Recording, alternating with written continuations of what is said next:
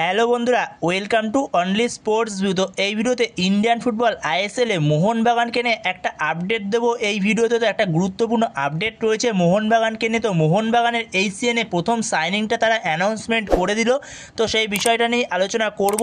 তো ভিডিওটি সবাই শেষ পর্যন্ত দেখতে থাকো, আর চ্যানেলে নতুন হয়ে থাকলে চ্যানেলটি সাবস্ক্রাইব করে পাশে থাকা বেল আইকনটি অন করে পাশে দেখো। তো মোহনবাগান তাদের এই মরশুমের প্রথম সাইনিংটা অ্যানাউন্সমেন্ট করে দিল। তো যেখানে মোহনবাগানের ডার্বির হ্যাট্রিক বয় কিয়ান নাসিরি, যে ছিল চেন্নাইন এফসিতে, যে আগের সিজনে মোহনবাগান ছেড়ে চেন্নাইন এফসিতে গেছিল, তো চেন্নাইন এফসিতে সে ঠিকঠাক গেম টাইম পাচ্ছিল না। তো চেন্নাইন এফসির সঙ্গে মোহনবাগানের সমস্ত রকমই কথাবার্তা হয়ে গেছিলো এবং ডিল ডানও হয়ে গেছিলো, যেরকমটা জানিয়েছিলাম। তো সেখানে অফিসিয়ালি মোহনবাগানের থেকে কিয়ান নাসিরির নামটা ঘোষণা করে দিল। তো ঘরের ছেলেকে আবারও ঘরে ফিরিয়ে আনা হলো।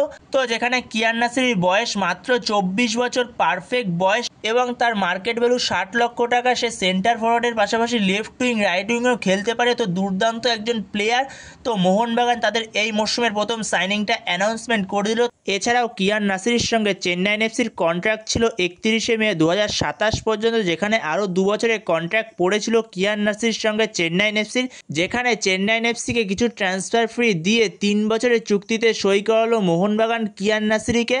তো বন্ধুরা, তোমাদের এই মোহনবাগানের কিয়ান নাসিরির সাইনিংটা কেমন লাগলো অবশ্যই কমেন্ট করে জানিও এ বিষয়ে। তো এই ভিডিওতে এই পর্যন্তই। তো এই ভিডিওতে এই আপডেটটা নিয়ে আলোচনা করার ছিল। তো ভিডিওটি ভালো লাগলে অবশ্যই লাইক, শেয়ার, সাবস্ক্রাইব করতে ভুলো না। তো নেক্সট ভিডিওতে দেখা হচ্ছে, ততক্ষণের জন্য বাই বাই।